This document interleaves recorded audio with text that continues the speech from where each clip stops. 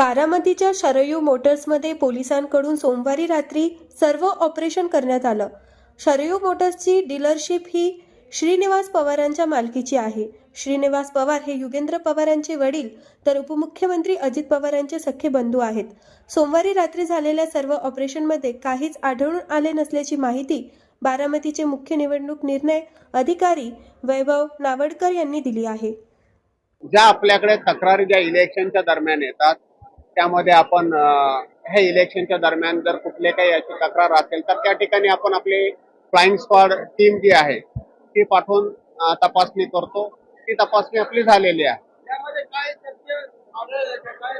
नाही, तसं एफएसटी टीमने तपासलेलं आहे, तसं काही त्यात दिसलं नाही। ज्या आपल्याकडे तक्रारी ज्या इलेक्शनच्या दरम्यान येतात त्यामध्ये आपण हे इलेक्शनच्या दरम्यान जर कुठले काही याची तक्रार असेल तर त्या ठिकाणी आपण आपली फ्लाइंग स्क्वॉड टीम जी आहे ती पाठवून तपासणी करतो।